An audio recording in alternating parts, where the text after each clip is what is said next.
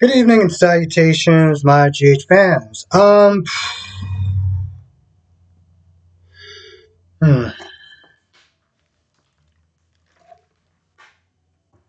There was something about the scene between Trina and Portia that vexed me. It kind of vexed me, to be honest. It really did.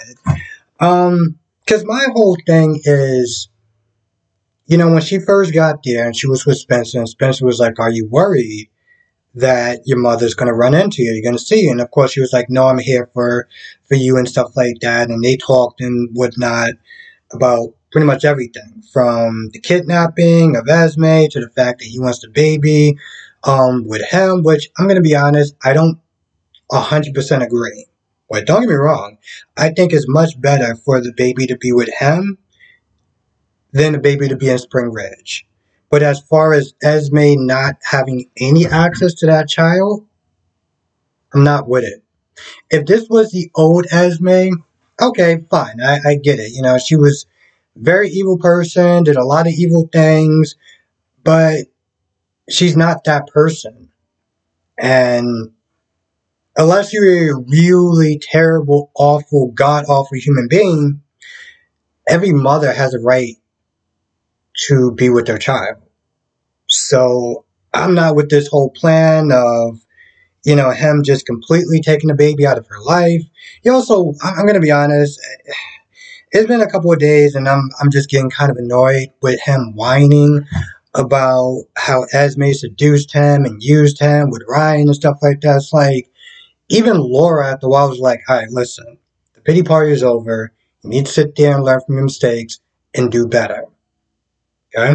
So this whole talk today about Ava telling him this, that, and the third, just like, I don't care. I really don't care. But there's a point where she's talking to Trina and she calls Taggart her always dad. Her real dad, her always dad. And I'm like, her always dad. Like, listen, I get it. You're still struggling. You're still reeling from this news about Taggart may not being your dad. I get it. But, like, just some of the stuff she was, and even the way that she was acting with Portia, it was one of those things where it's like, pick a lane, you know? Pick a lane. Because she's not there. Seriously.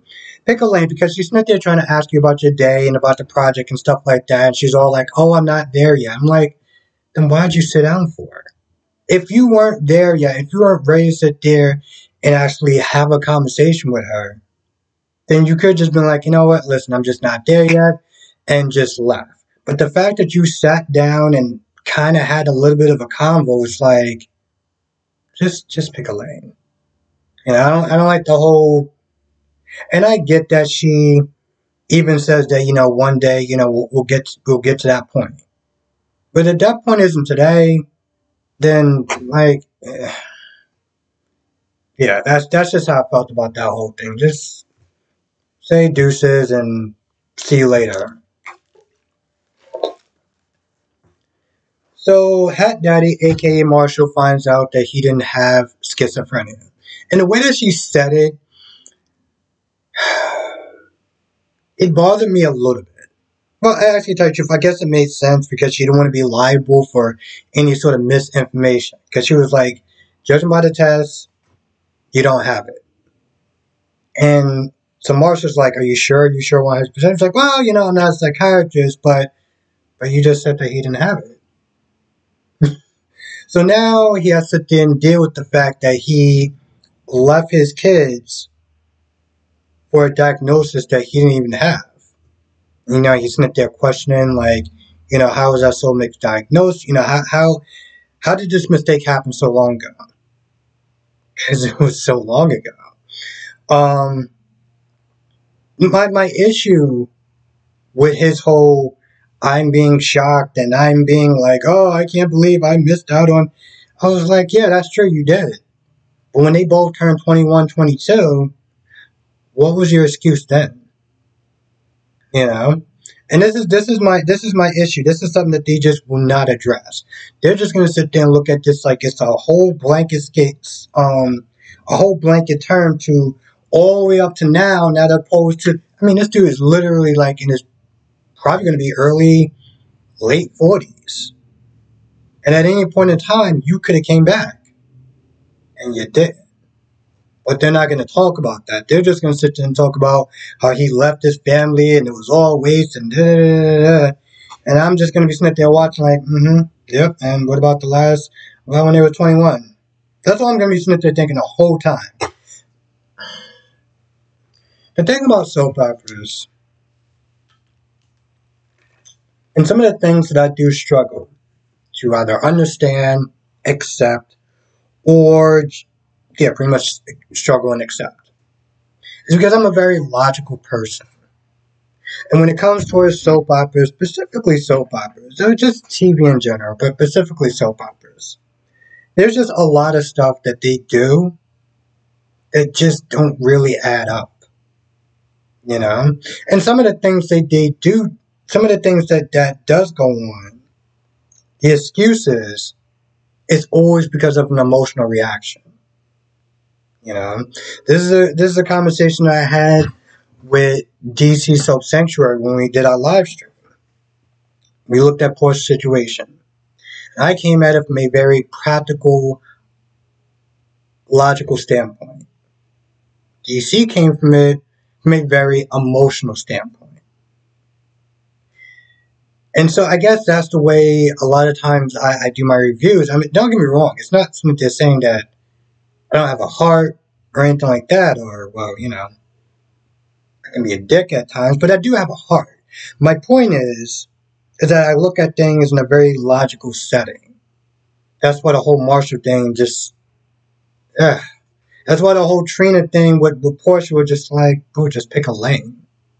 Now, I know that emotions isn't just a straight line, and it's the reason why it's called an emotional reaction as opposed to a logical reaction.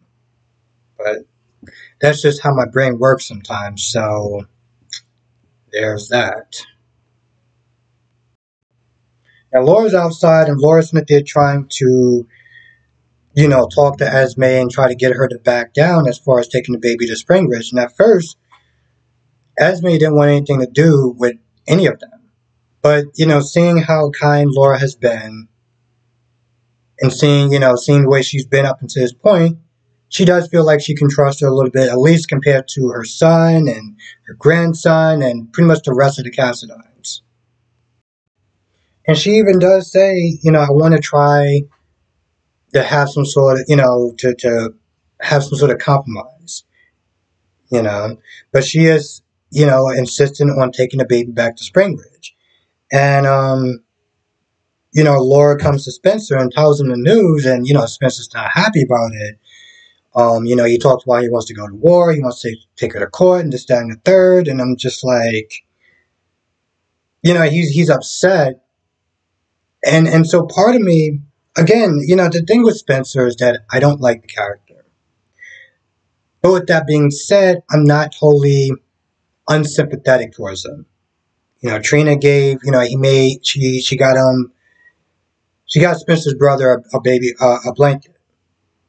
And so, you know, he tries to give it to Esme, and Esme's like, no, I don't really want it, I'm good, or whatever. You can tell that this was coming from a place, you know, when he walked over there, I literally sat there, was like, in my head, I'm just like, if you come across with this entitled attitude, but he came over there, he was like, I just want to give my baby brother a blanket.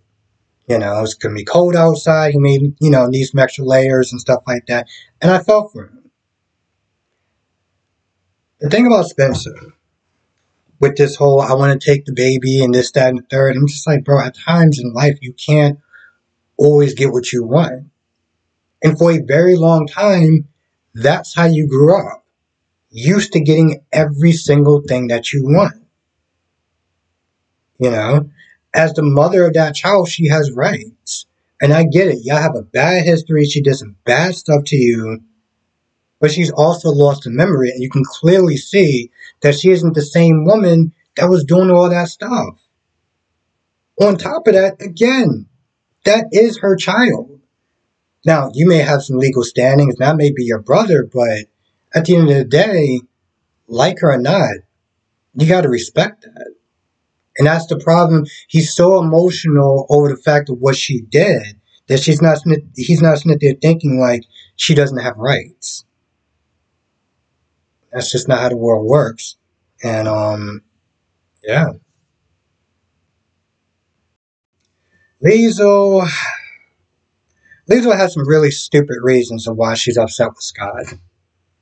She really does. She has some really stupid reasons of why she's upset with Scott. So to be honest, I'm kind of glad that they're separated for right now because to be honest, no one deserves to be someone's emotional punching bag.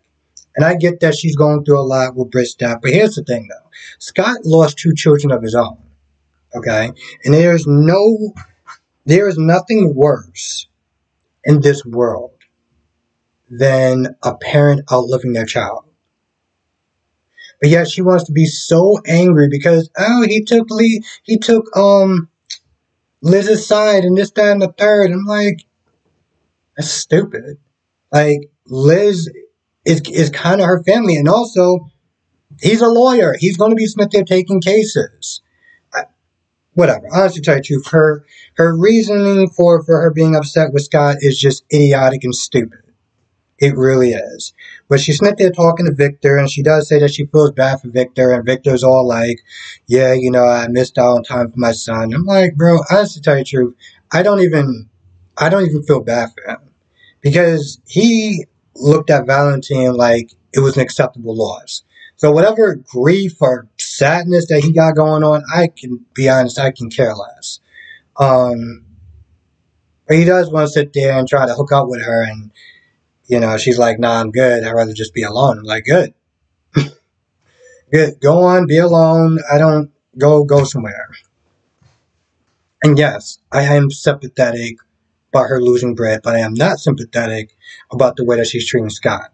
Absolutely no. Um Now Eileen is there spilling the tea with Robert and Valentine and Anna about Victor and what he wants and about the ice diamond. Now, the thing that's kind of weird is that when she talks about the ice diamond, she talks about how what's inside of it is coordinates. Coordinates, like some sort of map. Um, Try to point him in some sort of direction. But the thing is, I could have swore Laura and somebody else talked about that. I think it either might have been Laura and Felicia, but I know it was Laura and somebody, and they already talked about that. They already talked about the fact that the ice diamond, the context inside of it was more of a location or something. So when they're sitting there asking about the location, like, oh, like this is something new to them, just like, but this isn't new. We've known about that since, well, either the last couple of months or last year. There's something that we did find out. Eileen and Victor have been knocking boots. I rewound that so many times. I was like, I'm sorry, what? But of course, it all changed when he thought that the ice diamond was destroyed and stuff. So then she goes back and she meets up with Victor, and she's all like, "Hey, let's hang out or whatever." And guess she wants to sit there and continue that mattress tag event that they've been doing. I know they changed the guidelines. Screw it. I know they changed the guidelines, but there's certain things that I still don't know what I can and can't say. So obviously, I got to sit there and use euphemisms and different phrases. What else happened in this episode? Oh, Curtis and Portia talked. They didn't really go anywhere. And towards the end, he was like, maybe I'll come home. Okay. Maybe he'll come home. Um, yeah, it didn't really go anywhere. She wants to sit there and talk. He doesn't want any of that. He still wants no parts of her. She's still upset with her. And, Then this whole dynamic is just very odd because it's like I get him being upset at Portia and it does make sense. What doesn't make sense to me is that Taggart pretty much all but kind of forgiven her. Kind of forgiven her. Or at the very least, he's not as upset with Curtis. And he should be probably more upset than Curtis. So I don't understand that. It's boggling, okay? It's just very boggling. Let me see if I'm missing anything. Oh, I did miss something. Cam and Liz. So Cam is going to be going off to, I guess, some faraway college because he got accepted for a scholarship for soccer. And he does find out about what Liz did, you know, her part in the whole Esme kidnapping and everything like that. So he's not happy about it. He's not super angry about it, but he's not happy about it either. But he did hug her, and he seems like he's probably going to be on his way to forgiving her. So there's that. And, you know, in all reality, it'd be nice for them to actually kind of make some sort of peace before he does go. Now, as far as the peace with him and Jocelyn, I'm like, nah, keep that same energy. I know at some point before he does go, he's going to run into Jocelyn, and he's probably going to sit there and do something I don't like, as far as like, well, you know, we didn't work out, but hopefully we could be friends one day or something like that. And I'm just like, I'm going to be so angry. I'm going to be like, bro, she treated you like a toilet seat, and you want to sit there and make out with her? Just doesn't sit right with me.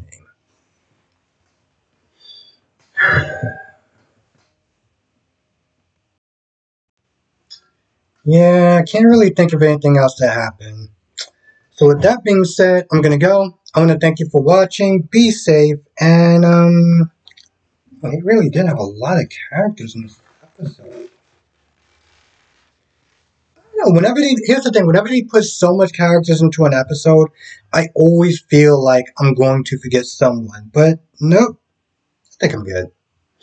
Anyway, that being said, I'm gonna go. I want to thank you for watching. Be safe, and I will see you in the next video.